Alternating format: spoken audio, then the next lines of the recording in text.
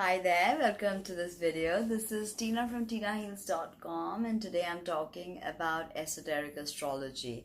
So if you're fed up of just learning about your personality and your ego, then you study esoteric astrology because this branch of knowledge deals with your soul's karma.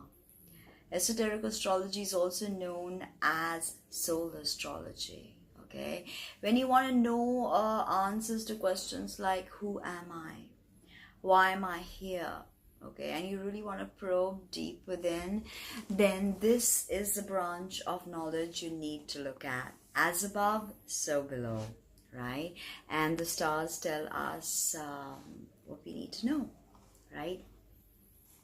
So if you have your ascendant or your moon in Sagittarius, and this is your video, remember that in this tradition, it is said that the moon sign is truly your greatest challenge.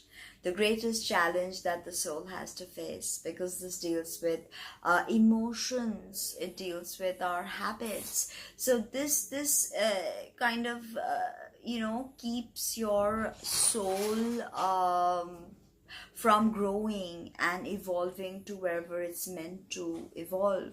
So as you grow older, the moon becomes more of a challenge. So it's absolutely important that you learn about your moon sign and of course your ascendant, and you work with its energies and you try to overcome its lower vibrations, because that is the path to true wisdom. So this video deals with Sagittarius, the ninth sign of the zodiac, and in exoteric traditions it is ruled by Jupiter, the largest planet of the solar system. Jovian, everything big, everything huge, everything larger than life.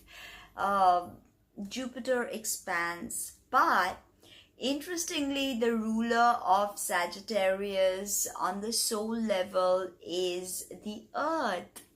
Now, I always wondered why we don't use the earth in traditional astrology, because the earth also has an energy signature that it leaves on the solar system, right? It has us. It is an entity by itself. Remember, planets are alive. So here in Sagittarius, we have the earth as his solar ruler. Soul ruler.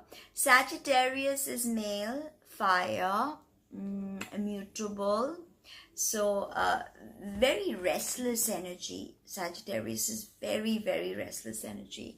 And after Scorpio, which is a valley experience, we have Sagittarius. That is a plane experience. Okay, it's about moving forward. Think of the arrow, one-pointed focus. Okay, directionality is understanding directionality and which way to go. Okay, it's a very restless sign, and it's probably victimized by unbridled curiosity. Okay, very, very curious, but sometimes remember, curiosity killed the cat. Must have been a Sagittarius cat, or maybe it was Schrodinger's cat, not dead, not alive. Anyway, getting back to Sagittarius, it is a path of discipleship, just like Scorpio.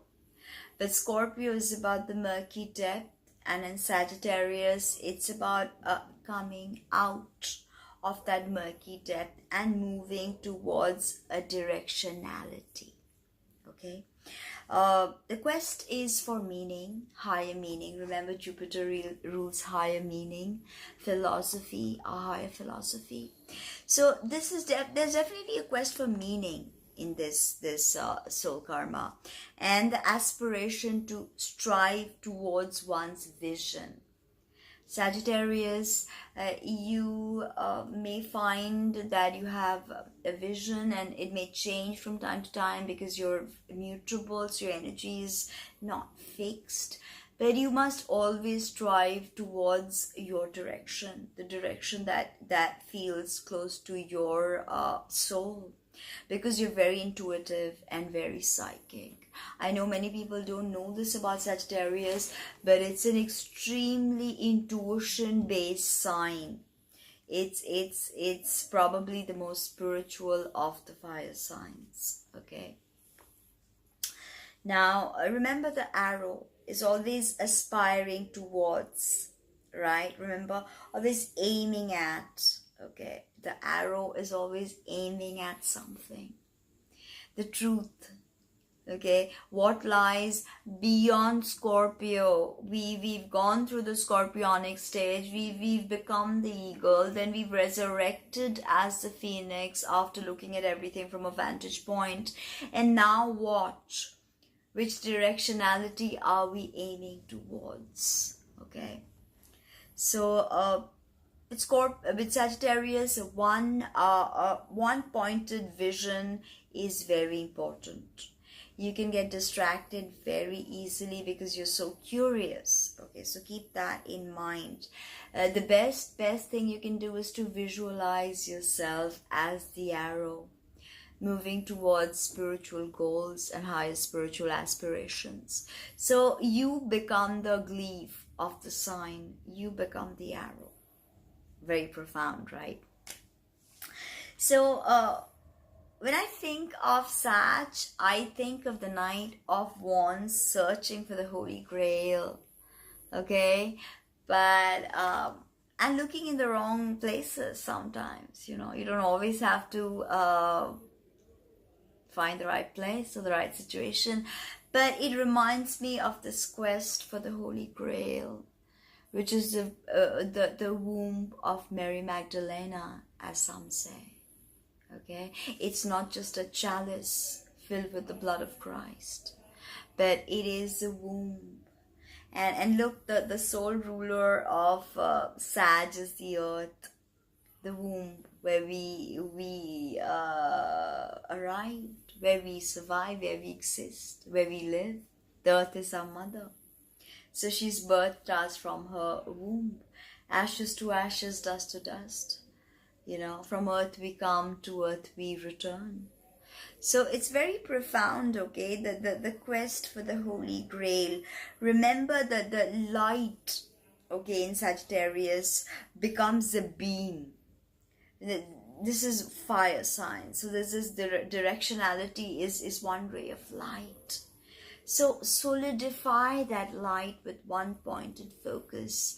Then it becomes a beam, and it lands at the center of the light body. Right? This is the quest of Sagittarius.